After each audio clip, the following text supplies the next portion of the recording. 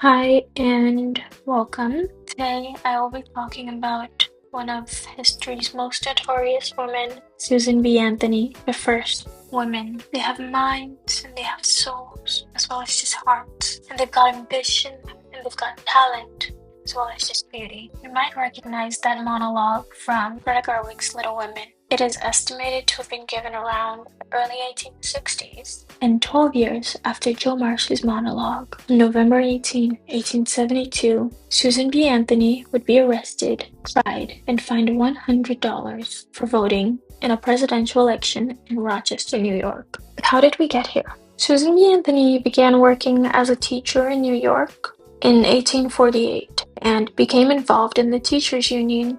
Through this, she discovered that male teachers received a monthly salary of $10, while female teachers only earned $2.50 a month, a quarter of what their male counterparts earned.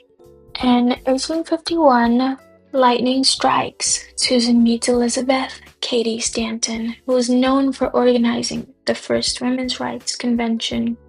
These two girl bosses would go on to create the American Equal Rights Association and became editors of its newspaper, The Revolution. The paper discussed suffrage, education, marriage, divorce, equal pay, 8-hour workdays, labor, and financial policy. Essentially, a super cool 19th century podcast. In 1869, Susan B. Anthony, who had previously been a strong supporter of the abolitionist movement, split from it due to disagreement on the 15th Amendment. Stanton and Anthony disagreed and opposed the amendment, believing if anyone deserved the vote, it was the educated white women first. That same year, Anthony and Stanton split from other suffragists like Lucy Stone and Frances Ellen Watkins Harper. They created the National Women's Suffrage Association, which opposed the 15th Amendment since it did not include gender. Watkins, Harper, and other suffragists formed a rival organization, the American Women's Suffrage Association, the AWSA, which supported the 15th Amendment while also advocating for women's suffrage and consequent legislation. Post-Civil War, Anthony becomes more militant in her advocacy. Specifically, during the 1872 presidential campaign, she insisted and encouraged women to assert their constitutional rights under the 14th and 15th Amendments by registering to vote in every state. So on November 5, 1872, Susan B. Anthony would cast her first and only presidential ballot for Republican candidate Ulysses Grant and 2 congressmen. Earlier during the campaign, Anthony, accompanied by her sisters and a close Quaker friend, walked to a nearby barber shop being used as a voter registration site. 11 other women joined them. The group entered boldly, and despite the men's surprise, the registrars allowed them to sign the voter rolls, registering them to vote.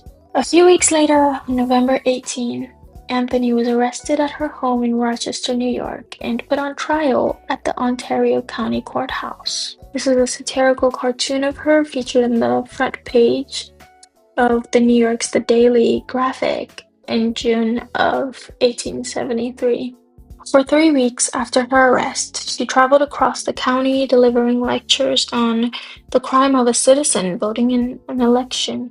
On June 17, 1873, Anthony was tried by 12 white men in the jury box, but the judge made his decision before even hearing the trial. The judge directed the jury that they declare her guilty. Anthony was forbidden to defend herself until after the verdict, and she was convicted and fined $100, which she refused to pay. That $100 is a whopping $2,621.30 today.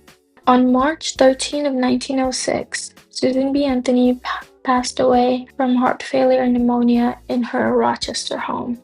In August of 1920, the 19th Amendment to the U.S. Constitution was finally ratified, allowing women to vote.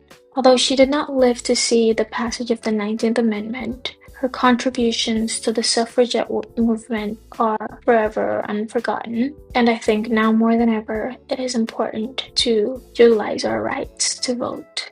Thank you. Thank you for watching our History in the Headlines episode. If you enjoyed this series, be sure to like this video and comment on what history you want us to dive into next. If you're interested in how we make our timelines, you should check out Cleovis. Follow us on all of our socials linked in the description.